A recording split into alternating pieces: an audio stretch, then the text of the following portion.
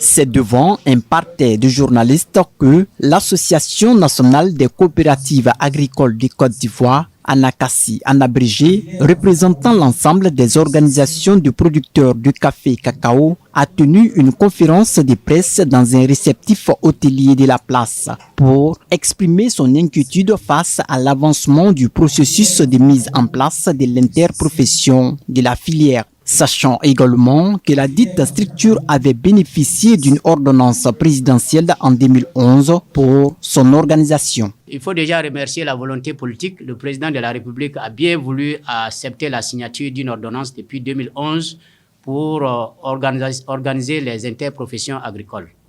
Donc depuis 2011, toute la série des interprofessions est en train de se mettre en place dans les filières. Et en 2023, la filière café-cacao, sur la volonté du ministre d'État, ministre de l'Agriculture et des Productions vivrières, avec l'appui du Conseil du café-cacao, a vraiment entamé le processus de mise en place du collège des producteurs et de l'interprofession. Mais depuis un an, le comité technique qui a été mis en place pour conduire le processus est aujourd'hui en passe et nous ne comprenons pas grand chose. C'est pour ça que nous voulons interpeller ici le comité technique qui est dirigé par le directeur des organisations professionnelles agricoles du ministère de l'Agriculture, pour dire que l'ensemble des organisations ne comprennent plus le processus qui leur a été confié dans le cadre de la mise en place de l'interprofession, et nous voulons avoir des explications. Parce que plus de 80 organisations de la filière café-cacao ont été évaluées et ont été jugées inaptes et incompétentes individuellement à pouvoir se constituer soit en collège des producteurs. Donc, un processus avait été désigné comme quoi on devrait faire les réunions des unions dans les régions. Le comité technique ne nous a plus fait cas et 8 mois après, nous voyons encore que des organisations se créent dans ce sens sans qu'ils ne soient à mesure de nous dire quel est le chronogramme de leur action. Est-ce qu'ils sont complices avec les nouvelles organisations qui se créent actuellement?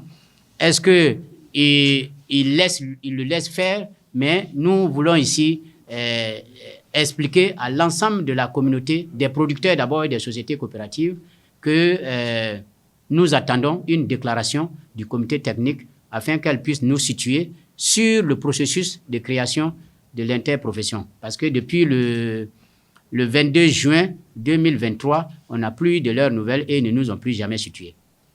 À entendre le président de l'ANACACI, la signature de l'ordonnance de 2011 visant à organiser les interprofessions agricoles, plusieurs filières ont vu leur structure de gouvernance se mettre en place. En 2023, sous l'impulsion du ministre d'État, ministre de l'Agriculture et avec l'appui du Conseil du café-cacao, des efforts ont été entrepris pour structurer l'interprofession du café-cacao, qui demeure un secteur clé de l'économie ivoirienne. Pour une Côte d'Ivoire, premier pays producteur de café-cacao, vous ne pouvez pas imaginer que cette filière soit encore en train de traîner sans une interprofession. Donc aujourd'hui, la volonté politique s'est dégagée. Le comité technique qui est mis en charge doit être réellement au travail pour que nous puissions sortir de l'impasse. On souhaite concrètement une rencontre technique entre le comité technique pour qu'il puisse nous dérouler le programme, le plan d'action et le chronogramme d'action, parce que les producteurs attendent beaucoup de l'interprofession de la filière café-cacao. Et aujourd'hui, c'est un outil de gouvernance pour la filière. Les interprofessions sont les organisations de gouvernance des filières et de participation des producteurs à la vie de la filière. On les interpelle à travers vos différents micros et écrits pour leur demander de faire en sorte qu'on puisse, puisqu'on a l'impression qu'ils conduisent un processus seul. Mais comment peut-on conduire un processus pour des gens sans leur participation? C'est ce que nous voulons interpeller. Il y a parmi les producteurs des cadres, des intellectuels qui sont capables de réfléchir avec eux pour qu'on puisse sortir un projet en bonne et due forme pour les producteurs. Les 3000 sociétés coopératives de café et cacao de Côte d'Ivoire prévoient se réunir prochainement afin de prendre une position commune sur ce dossier. À défaut d'une réponse claire du comité technique, elle envisage de désigner elle-même leurs représentants pour le collège des producteurs de l'interprofession.